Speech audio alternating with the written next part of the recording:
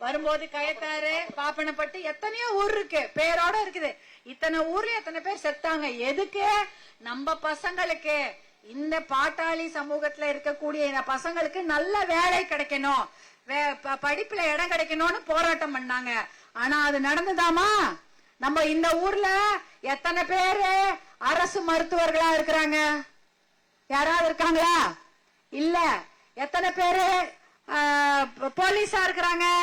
இல்ல. Police DIG, DGP, இல்ல tahsildar, collector, யாரா ஒருத்தர். எல்லாம் அரசு வேலை. நான் கேக்குறது அரசு வேலை.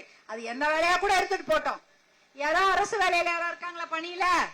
ஆனா தியாகம் செய்தது இந்த ஊர். அரசு பணியில யாருமே இல்ல. அதுதான் உண்மை. அதற்காக தான் மறுபடியும் ஒரு இடஒதுக்கீடு போராட்டம் பண்ணி 10% கேட்டுட்டு இருக்கோம். யாருக்கும் இல்ல. நம்மளுடைய எல்லாமே ஏழை மக்கள் தான். ஐயா எத்தனை இடஒதுக்கீடு வாங்கி கொடுத்திருக்கிறாரு தெரியுங்களா? மிகவும் பிற்படுத்தப்பட்ட சமூகத்துக்கு இடஒதுக்கீடு வாங்கி கொடுத்திருக்காரு 20%.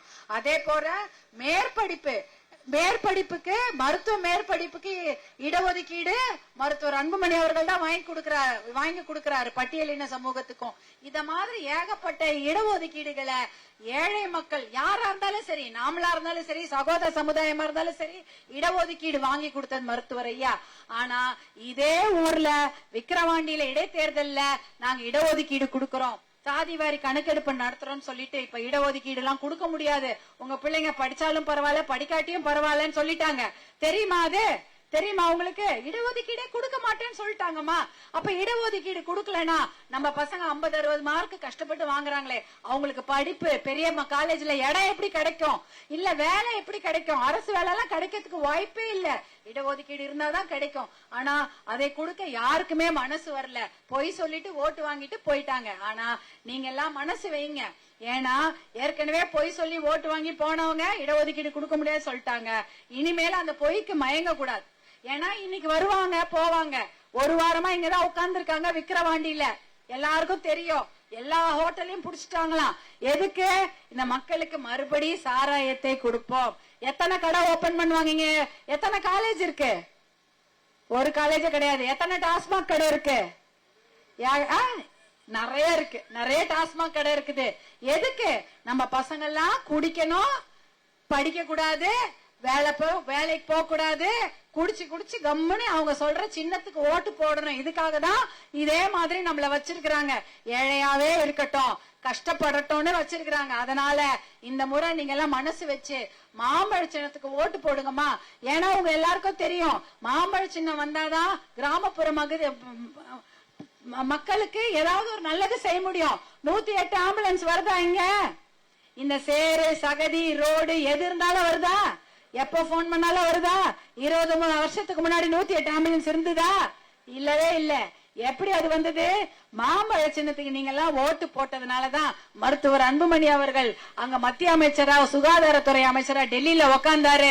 கிராமத்து மக்களுக்கு போன் பண்ணா உடனே ஆம்புலன்ஸ் வரணும், 108 ஆம்புலன்ஸ் கொண்டு வந்தாரு. வேற யாரா கொடுத்திருப்பாங்களா? அத பத்தி யோசிச்சிருக்கவே மாட்டாங்க.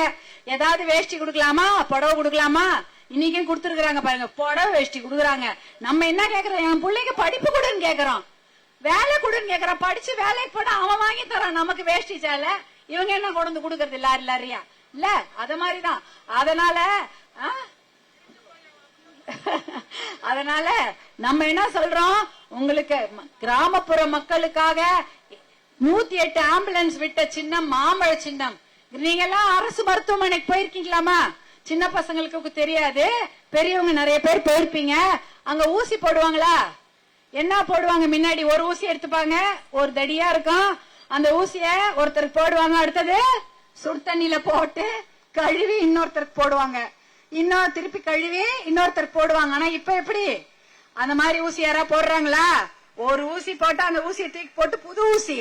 அதை கொண்டு வந்தது யாரு? உங்க புள்ள, உங்க வீட்டு புள்ள. விழுப்புரம் மாவட்டம் திண்டிவனத்துல சேர்ந்த உங்க புள்ள மருத்துவர் அன்புமணி தான் அந்த ஊசியை கொண்டு வராரு. எதுக்கு? கிராமத்து மக்களுக்கு நல்ல சுகாதாரம் கிடைக்கணும். உங்க மலேரியா பேஷண்ட்டுக்கு போட்ட ஊசிய நம்ம குழந்தைக்கு போட்டா ஒட்டுருவோமா? சின்ன குழந்தை இருக்கு, யாருக்கா மலேரியா பேஷண்ட்டுக்கு ஊசி போடுறோம், அந்த ஊசியை கழுவி நம்ம பையனுக்கு போட்டா சும்மா இருப்போமா? அந்த மலேரியா நம்ம குழந்தைக்கு வரும்னு பயப்படுவோம்ல. அதனாலதான் இல்ல அப்போலோ ஹாஸ்பிட்டல்ல கிடைக்கிற அந்த மருத்துவம் கிராமத்துல இருக்கிற என்னுடைய அக்கா தங்கச்சிகளுக்கு கிடைக்கணும், என் தம்பி தங்கைங்களுக்கு கிடைக்கணும்னு அப்படிப்பட்ட ஒரு ஊசியை கொண்டு வந்தாரு. எதுக்கு? ஒரு முறை போட்டு ஒரு முறை அது போயிடும், அதுக்கு மேல உபயோகப்படுத்த முடியாது. இதெல்லாம் கொண்டு வந்தது மருத்துவர் அன்புமணி அவர்கள். இதை தந்தது மாம்பழ சின்னம். எங்க வேணாலும் போய் தைரியமா சொல்லுங்க, மாம்பழ சின்னத்துக்கு ஓட்டு போட்டாதான் கிராமப்புற மக்களுக்கு நல்ல சுகாதாரம் கிடைச்சது. மாம்பழ சின்னத்துக்கு ஓட்டு போட்டாதான் கிராமப்புற மக்களுக்கு படிப்பும் கிடைக்கும், வேலை வாய்ப்பு கிடைக்கும், எல்லாருக்கும் கிடைக்கும்ன்றத அழுத்தமா சத்தமா சொல்லுங்க. இனிமேல் அவங்க பணம் கொடுக்க வருவாங்க, ஆட்சி அதிகாரத்தை உங்க மேல பயன்படுத்துவாங்க, உங்க மனச மாத்த பாப்பாங்க. ஆனா அதுக்கெல்லாம் மயங்கிடாதீங்க. ஒட்டுமொத்தமா எல்லாரும் சேர்ந்து குடும்பத்துல இருக்கிற அத்தனை ஓட்டும் பிரிக்காம ஒற்றுமையா மாம்பழ சின்னத்துக்கு ஓட்டு போட்டீங்கதாமா நாளைக்கு நம்மளால தைரியமா போய் 10% கேட்க முடியும், வேலை கேட்க முடியும், இடஒதுக்கீடு கேட்கலாம், வேலை வாய்ப்பு கேட்கலாம். இல்லன்னா என்ன பண்ணுவாங்க? சரி ஏதா பணம் கொடுத்தா இந்த மக்கள் தான் ஓட்டு போடுதே, இதுக்கு எதுக்கு நம்ம வேலை எல்லாம் செய்யணும்னு சொல்லிட்டு இன்னும் 2.5 வருஷம் இருக்கு. இந்த விக்கிரவாண்டி இடைத்தேர்தல்ல பவர் யார்கிட்ட இருக்குன்னு நீங்க தான் காட்டணும், நீங்க தான் சொல்லணும் நம்ம கிட்ட பவர் இருக்கு, நாங்க ஓட்டு போட்டு மாம்பழ எம்எல்ஏ ஜெயிக்க வைக்கிறோம், அப்பதான் நம்மளால ஏதாவது கேட்க முடியும் இல்லையா? இல்லன்னா இன்னும் 2 வருஷம் என்ன பண்ணுவாங்க? சரி பரவாயில்ல அடுத்த எலெக்ஷன்லயும் ஏமாத்திடலாம் அப்படின்னு உட்கார்ந்து இருப்பாங்க. ஏதாவது வேஷ்டி கொடுக்கலாம், புடவை கொடுக்கலாம், குவார்டர் கொடுக்கலாம், காசை கொடுத்து ஏமாத்திடலாம் அப்படின்னு அவங்க நினைச்சிட்டு இருப்பாங்க, வேலையே செய்ய மாட்டாங்க.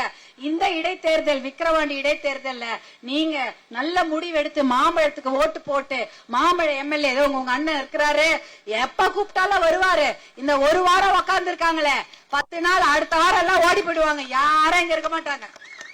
இன்னைக்குதான் வந்து உங்க காலில் விழுவாங்க, உங்க வீட்டுல தட்டுவாங்க, வேணாம் வேணாம்னா கூட வந்து கொடுப்பாங்க. ஆனா அடுத்த வாரம் அவங்க யாரும் இருக்க மாட்டாங்க, அவரு தான் இருப்பார். அதனால அவருக்கு தான் நீங்க மாம்பழ சின்னத்துல ஓட்டு போடுங்க. உங்க படிப்புங்க, உங்க பிள்ளைகளோட வருங்காலத்திற்கும் வேலை வாய்ப்புக்கும் படிப்புக்கும் மாம்பழ சின்னம் தான் உத்தரவாதம் கொடுக்கும் என்பதை கூறிக்கொண்டு மறக்காதீங்கம்மா, நமது சின்னம், நமது சின்னம் ஏழைகளின் சின்னம், விவசாயிகளின் சின்னம், நம் பிள்ளைகளின் வருங்காலத்திற்கான சின்னம். நன்றிமா, ரொம்ப நன்றி. இவ்வளவு நேரம் பொறுமையா கேட்டதுக்கு. மறக்காம ஒரு ஓட்டை கூட பிரிக்காம போடுங்க.